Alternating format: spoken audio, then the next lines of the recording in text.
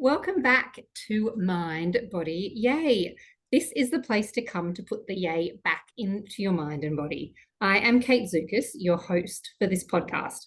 I'm a mindfulness and self-care coach and yoga and meditation teacher. I'm also the founder of katezukasco.com. I'm a busy mum and a mental health advocate. The purpose of Mind, Body, Yay is to provide you with education, techniques, and practices to help nourish your mind, body, and soul. And so today we are focusing on our physical health and definitely putting that yay back into our bodies today. So I've got a wonderful guest with me to talk about the importance of moving our physical bodies, as we only get one body, right? So we've got to look after the body that we have been given. So I have Melanie Ferns with me from The Good Move. Mel is a physiotherapist and clinical Pilates instructor. Mel works as a manager at Allianz in the Victorian Workers' Compensation Team and has launched The Good Move in 2022. So we launched our businesses in the same year, which we'll talk about a little bit later. So The Good Move's focus is on encouraging you to move and to have regular brain breaks. So The Good Move is available for individuals and organisations to implement into their digital health and wellbeing programs.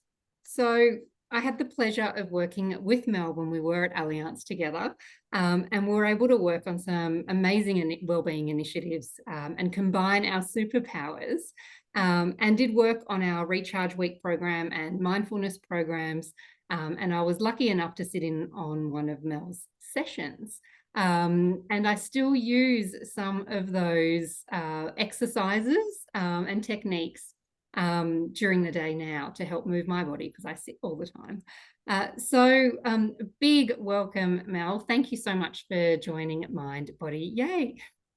Thanks so much, Kate. It's an absolute pleasure to be here. And also, as you said, it was such a great experience to work together back and do our Recharge Week, which was a great combination of both the physical and mental elements at that time. I know, amazing. It's amazing how the planets align as well. And here we are. We did say that we should collaborate and work on our businesses as well. So and before we get too much further, you can find Mel at thegoodmove.com.au as well. So Mel, do you want to give us a bit of an intro into yourself and what inspired you to start The Good Move? Sure, thanks, Kate. So my background, as you said, is a physiotherapist and clinical Pilates instructor. And then I moved into the injury management space. So particularly when people get injured at work, which can range from a whole variety of both physical injuries and more that we're seeing more recently is mental injuries. The Good Move really came to me when the working from home became such an evolution. And as that working from home, particularly through those years of COVID, really evolved, for me personally, I actually noticed a massive change in my sedentary behavior. So all of that incidental walking that's involved in going to the office, so, from traveling to the train station, all the walking around, collaborating with colleagues, going to meetings, going to the kitchen, I just noticed this massive change. And in fact, I actually ran a little experiment myself and kind of looked at my Apple Watch. So I did a day's analysis of a work from home day and then a day of going into the office. And the move count and the step count, it was almost triple the difference in just, Wow. Yeah. So it was really significant. We can start to see where those COVID kilos came on from. Definitely. And I myself am a runner, so I love running. So I'm always on my, watch, tracking my Ks and looking at all of that. And all of a sudden I started to notice, getting the reminders to stand. And I was like, what's going on? I'm not used to this. So then, the concept really came to me through that time. And for me, it was about getting something that was accessible for people. So particularly when I worked as a physiotherapist, I noticed, you could give someone a whole range of different exercises, and often it would be quite overwhelming, and the compliance may be limited. But if I was really specific and gave some really short, brief instructions, I found that really resonated with people. So that was really the concept, to make these short and bite-sized sessions. The sessions are really accessible in the sense that you can do them from a chair. So the idea is that you're moving your body at a chair, or you can do it standing, or I've also got some mat sessions, which of course you can do, on those work from home days to start your day or to end the day. And it's all about taking yourself away from your desk for 5 minutes, giving yourself a stretch, giving yourself a brain break as well, so that you can come back reset and refocused. It's amazing. I think it's that the bite size, I think, is just what people are looking for at the moment. And a lot of the time it's just giving people those reminders, because we get absorbed. Yes. And I even knew that, like, I still work a lot from home. I sit a lot during the day. Yes. So I am definitely one of these that, it's like, okay, I've got to get up, go for a walk. Definitely notice the steps, like, Yes. do reduce significantly. And it's the incidental, Yes. steps and that you just don't take any notice of. It's running up and down between floors in the office, or it's That's right. running Yeah. out to get lunch, or, Yeah. from meeting to meeting. All of that stuff is movement. Yes. And I think when you're at home, you can just become a creature of habit as well. Absolutely. Yeah. And I mean, if, your walk to lunch is from, the office to the kitchen, and that's really the extent of it, you'll find, if you actually look at it, it's a huge difference. So having these really long increased periods of sedentary behavior can have long-term health risks. So it's all about, whilst, it has a short-term benefit, also for the long term, it can have massive impacts on high blood pressure, diabetes, all sorts of postural and musculoskeletal injuries as well. It's really, yeah, it's all those things that, they always say prevention, right? Focus on prevention. Definitely. And, obviously walking and doing, any of this movement is fantastic for us, but it really is, in this case, prevention and looking after your body, and That's right. prioritizing your physical health. Yes. And I know sometimes I've got to say that to myself. Yeah. And it's always something. I don't think you ever regret going for a walk, or No. you regret doing a stretch, right? I think it's always one of those things that sometimes you deprioritize it, because you're Yes. like, oh, I've got to get a report out, or, oh, someone's just organized another meeting with me. So, you to back. But one of the things I found helpful is the walking meetings as well. Like, if you are working from home, or if you have a team catch up or something like that, do it as you go for a walk, or get some sunshine and stuff as well. So I think there's those techniques are so helpful for working from home. And I think, as you said, you'll never regret going. And often it's the times where you don't want to go. You're like, oh, I'm tired, or I've got this to get out. Those really times of resistance, they're the times that if you do go, your body will always thank you later. And it's just such a huge impact. So, yeah, it's fantastic to be able to do that.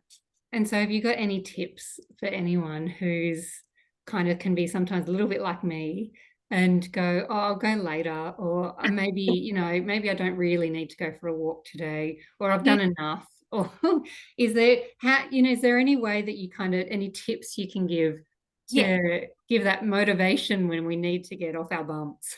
For sure. I think setting yourself realistic goals as well is really important. So I often, will speak with people and they're like, okay, I'm going to start, running 20 Ks or something, some obscene, number. And I think making it specific, making yourself SMART goals, having things so that they are realistic and achievable. And then that way, once you start to tick them off, then you do feel that sense of achievement, and then you're likely to go back again. So I always suggest to people, look at your calendar for the week, schedule in those move breaks, and then perhaps things like you said, have a walking meeting, or have a conversation with someone if you want to go for a walk. Having a pal will always help with that compliance too. Yeah, I know that's amazing advice. And I know I always say to people, plan your well-being, like plan for your well-being, Yeah, because your life will take over.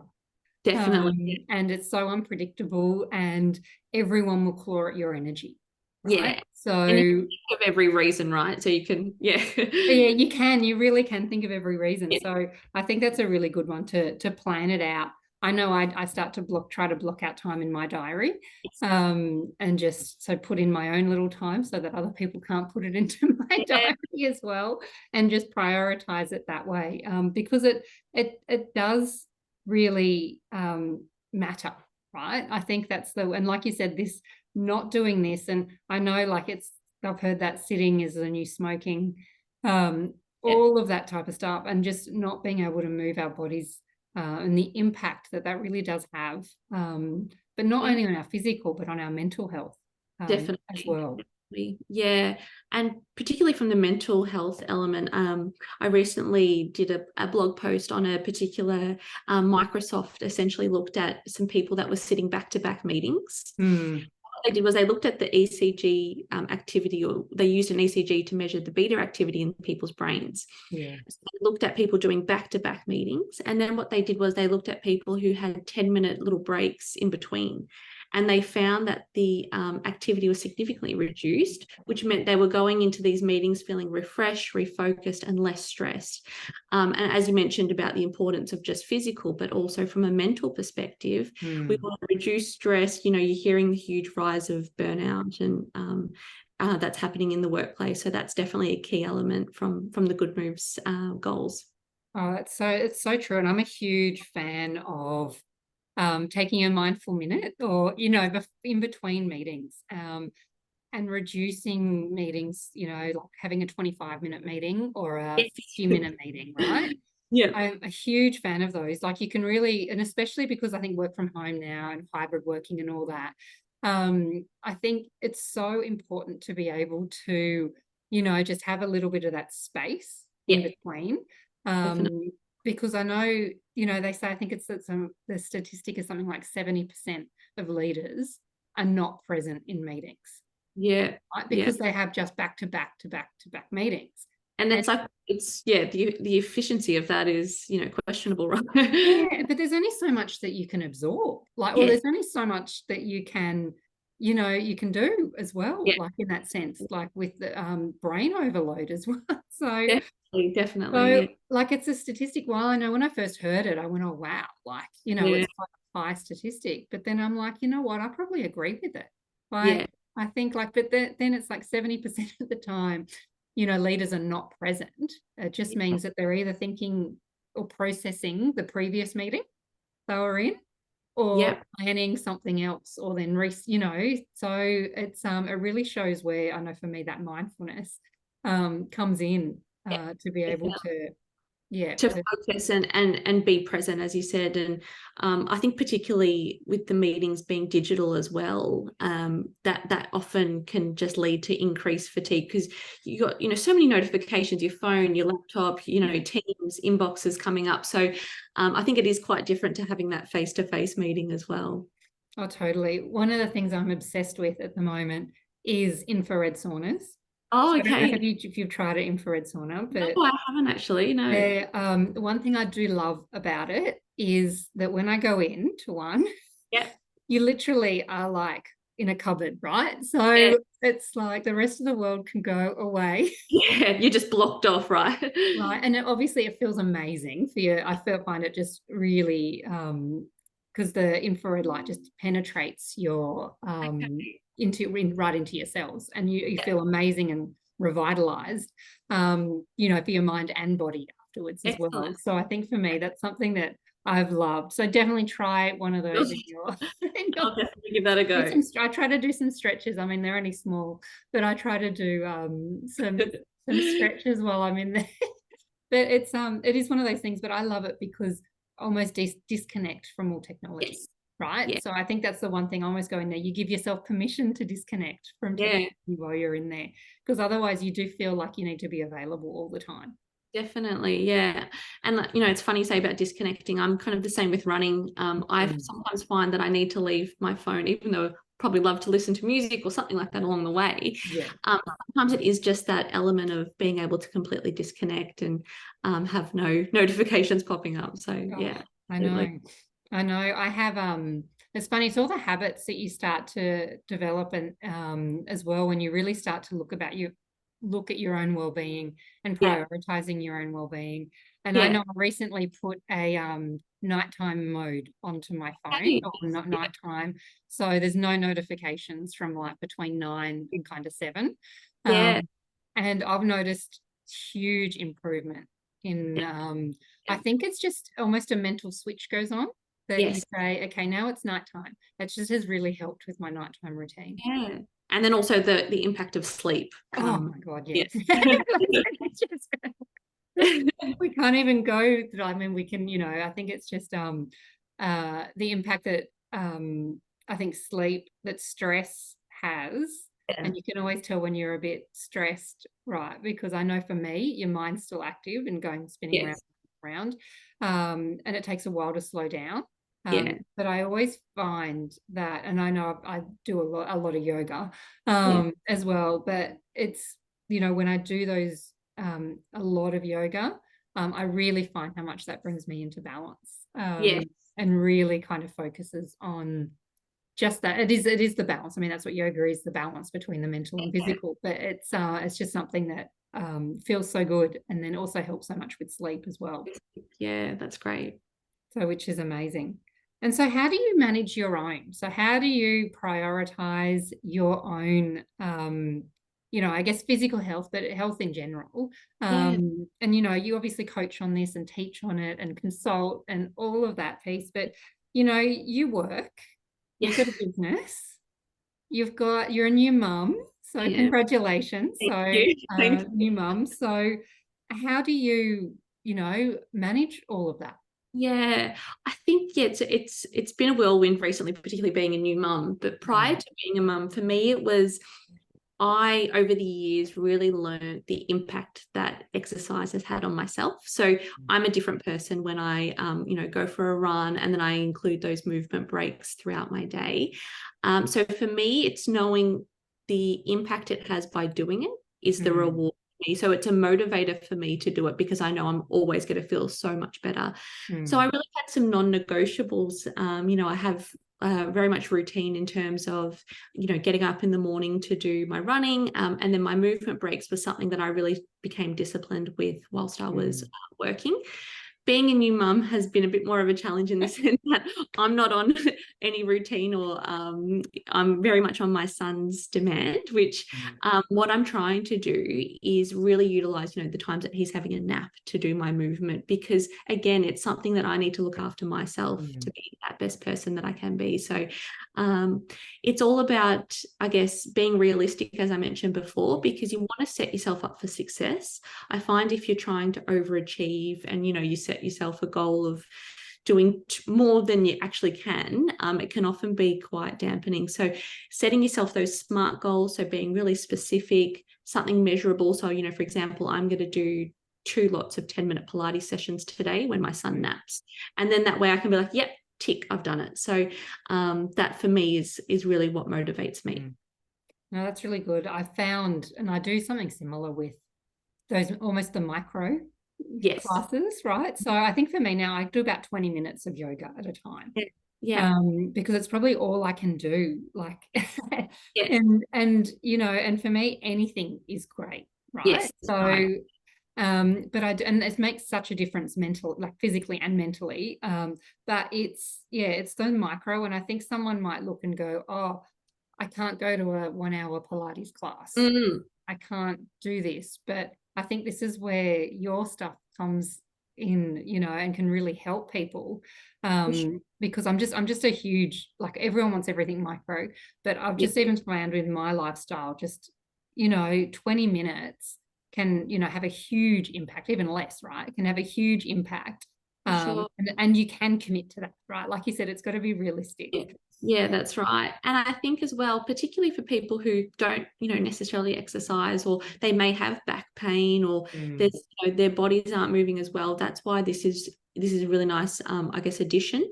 But I also think for those that do exercise, say if you cycle to work in the morning, we also know that sitting for 8 to 10 hours sedentary, that's still not great for you. So whilst you may get, your exercise sessions in the morning, it still is really important to move throughout the day. So that's not necessarily the solution to sitting for the whole day. Keep yourself moving, and changing posture throughout the day is really important. Yeah, I noticed I got into some really bad habits at home. I think I had a bad chair at one point. So it was a very pretty chair. I do have to say it was a very, very pretty home office chair, Yeah. but it wasn't very supportive at all. So Yeah.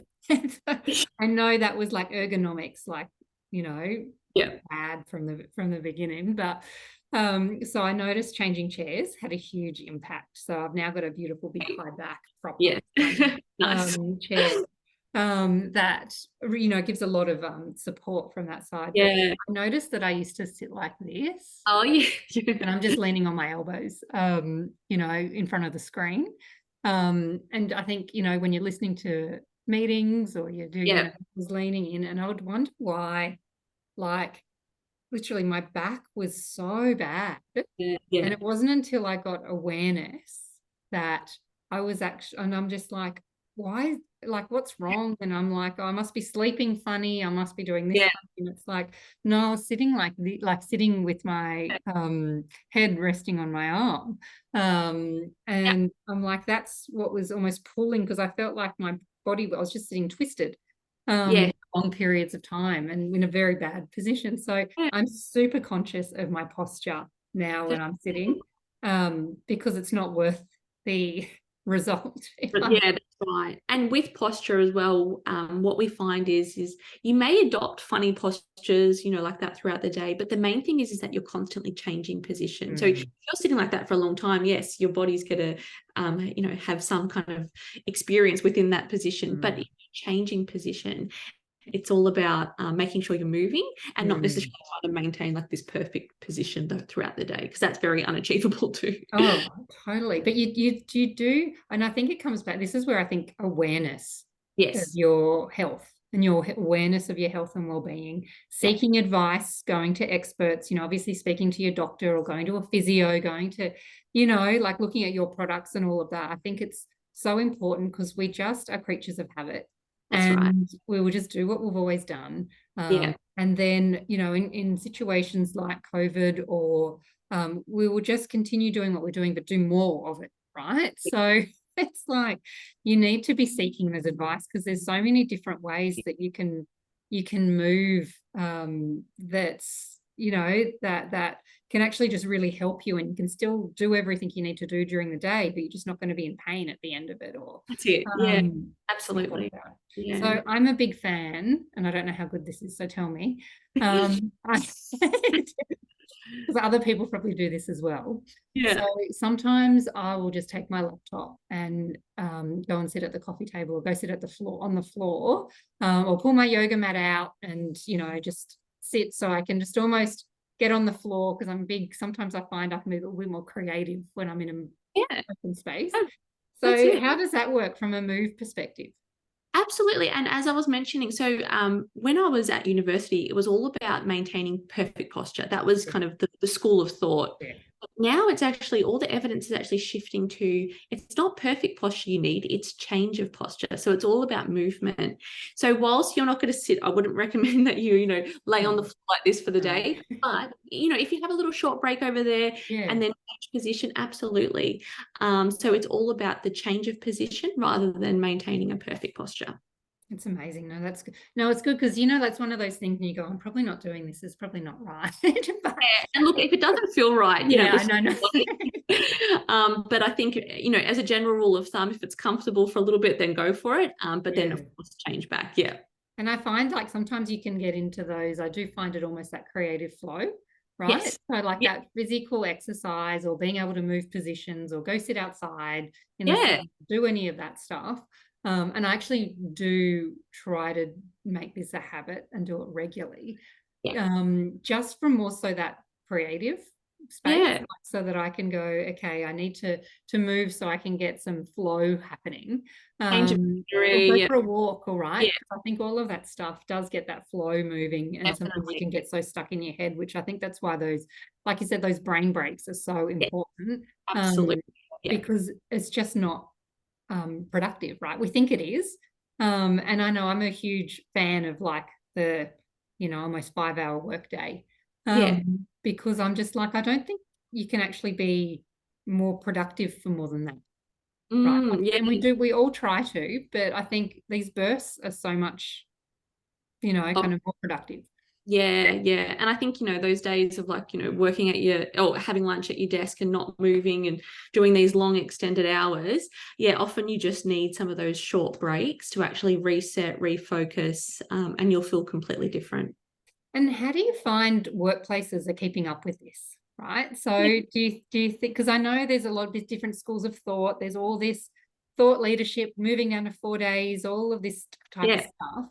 How do you find it? Because I know you work in this, and from a workplace wellness perspective, how are workplaces responding? And Yeah. have you seen anything really quirky and interesting that workplaces are doing? Well, I think it's interesting because, pre-COVID days, when I think about workplace well-being, things such as discount gym memberships for, the city, or, a step or a stair challenge within the building was definitely ways that we promoted health and well-being. But when people are working hybridly, and not everyone is in the office on those same days, or you might only be in 2 days a week, those kind of gym city memberships, they don't really work as well as what they did in the past. So with this digital offering, so it's something that you can access in the office, you can access it at home. I think it's very much keeping up to speed with the hybrid model of work, which is very much here to stay. And yeah, look, I'm finding it really interesting seeing all of the different articles about, people moving to 4 day weeks and, or completely working from home or hybrid, and how that balances out. And I think now what we have to do is work digitally with that, because not everyone is going to be in the office to experience a gym membership or whatever it may be. Yeah, it's just thinking differently and doing, like Yeah, you said, like more digital, right? We yeah, all we have everything digital, more apps, more this, yeah. all of that Keep stuff. up with those times of that, yeah, for sure. Yeah, and which I think is fantastic. And so, how can people work with you? Excellent. So I will include the website in the show notes. Yeah. But essentially, as an individual, you can subscribe to the Good Move. So it's a subscription-based service where you'd receive access to a full suite of a huge range of videos. Or if you are an organisation, again, we can provide access to your employees, or even elements of videos on your intranet page. So it may be things that you promote, like a mindfulness in May month, something like that, and have those different videos available. So it's all available on the website. Oh, it's amazing. So thank you. It's amazing. I mean, obviously love the mind body it's just, I Yes, think, mind body wellness and the connection between our mind and bodies. We know yes, there's so much research on it. It's just, mental health is going to be, is considered to be yeah, one of the number one health concerns by that's fine. 2030, or one of the, predicted to be. Yeah, So it's, I think it's all here, and I think there's yeah, lots of tools around, and I think this is why I love bringing people like Mel to the Mind Body Yay audience, because we're able to share like all these advice, all these different coaches and approaches to mind body wellness as well. And Mel's just such an expert in what you're just an expert in what you do. So it has been a pleasure to have you on. Any final thoughts or final comments or anything you want to leave people with? yeah. Look, I think as your podcast title is Mind and Body, EA, like it's all about connecting your movement. And then the mental and physical benefits that you'll feel, your body will always thank you later. So give it a go.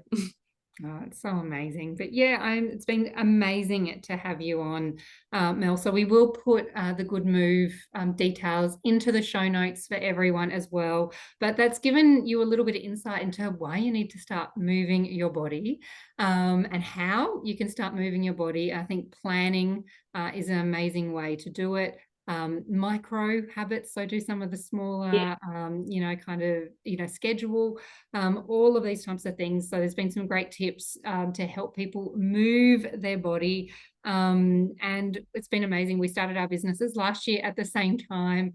And both kind of thriving to also to help in this space and to help people like move and breathe a little bit easier through their lives, which is amazing. So thank you so much for being on, Mel. It's been amazing to have you. And I think I'm going to go for a walk this afternoon to make sure that I'm moving my body today. And I hope this is a reminder to everyone listening to go move your body, and go for a walk, get out there, do some Pilates, do some yoga, do something. It's all accessible nowadays. To have a look at Mel's products as well, go onto thegoodmove.com.au and check out her products. But thank you for joining Mind Body Yay, and I will see you in the next episode. Thank you so much, Kate.